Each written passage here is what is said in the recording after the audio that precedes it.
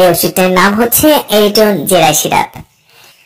এই সিরাপটি একজন শিশুকে কোন কোন ক্ষেত্রে ডাক্তার খাওয়ানোর সাজেস্ট করে থাকেন এবং সিরাপটি কিভাবে খাওয়াতে হয়, এর প্রতি নির্দেশনা বা কোনো ড্রাগ ইন্টারঅ্যাকশন আছে কিনা এবং এর মূল্য কত ইত্যাদি বিষয়ে গুরুত্বপূর্ণ তথ্য থাকবে আজকের ভিডিওতে। তো চলুন কথা না বাড়িয়ে ভিডিওটি শুরু করা যাক। আর হ্যাঁ, আপনি যদি এই চ্যানেলটিতে নতুন হয়ে থাকেন তাহলে চ্যানেলটি সাবস্ক্রাইব করতে ভুলবেন না।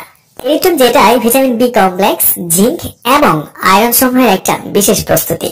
এটি শুধুমাত্র ভিটামিন সিরাপই নয়, নবজাতক ও শিশুদের জন্য ভিটামিনের সাথে আয়রন এবং জিঙ্কের পারফেক্ট কম্বিনেশন হলো এই এরিট্রন জেরাই সিরাপ। আয়রন পলিমাল্টোজ কমপ্লেক্স রূপে আয়রন বিদ্যমান থাকা এই সিরাপটি বাজারে নিয়ে এসেছে ইনসেপ্টা ফার্মাসিউটিক্যাল লিমিটেড।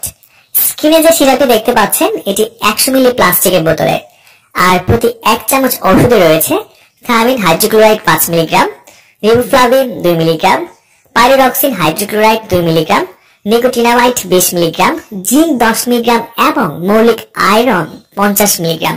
যে সকল শিশু জিঙ্ক এবং ভিটামিনের অভাবে পুষ্টিহীনতায় ভুগছে, বিশেষ করে জন্মের পর মায়ের বুকের দুধ তেমন একটা পায় নাই বা পাচ্ছে না, ফলে বয়সের সাথে সাথে ওজনও কিন্তু ঠিক মতো বেড়ে উঠছে না, বা তুলনামূলক ওজন অন্য একটা সুস্থ শিশুর থেকে অনেক কম, ঠিক তাদের জন্য এই এরিট্রন জেরাই সিরাপ।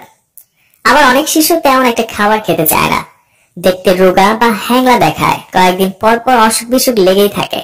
বিশেষ করে এই ধরনের শিশুদের ভিটামিনের অভাবে শরীরের রোগ প্রতিরোধ ক্ষমতা অনেক কমে যায়, ফলে ডায়রিয়া, পেটের সমস্যা, ঠান্ডা, কাশি, মুখে বা জিহ্বায় ঘা ইত্যাদি লেগেই থাকে। এই ধরনের শিশু রোগ প্রতিরোধ ক্ষমতা বাড়াতে, মুখে রুচি আনতে, ভালো স্বাস্থ্য বাড়াতে এবং শিশুর 6 মাস বয়সের পর বুকের দুধের পাশাপাশি সম্পূরক খাবার হিসেবে বাড়ির অন্যান্য খাবারের সাথে সাপ্লিমেন্ট হিসেবে প্রয়োজনে একজন ডাক্তার এই এরিট্রন জেরাই সিরাপটি খাওয়ানোর সাজেস্ট করে থাকেন।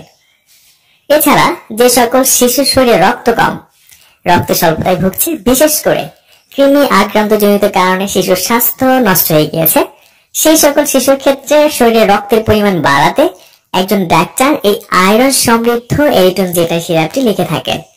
অ্যানিমিয়া রোগের শিশুদের ক্ষেত্রেও এই সিরাপটির ব্যবহার হয়ে থাকে। বন্ধুরা, আসুন এবার জানি আপনার ছোট্ট বাবুকে এই সিরাপটি কিভাবে খাওয়াবেন।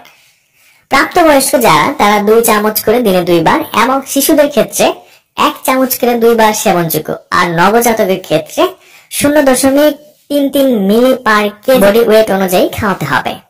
তবে সঠিক ডোজ পেতে অবশ্যই একজন ডক্টরের পরামর্শ নিয়ে সেবন করাবেন, কারণ তিনি শিশুর বয়স, ওজন, শারীরিক কন্ডিশন ইত্যাদি দেখে সঠিক ডোজটি নির্ধারণ করে দিতে পারবেন।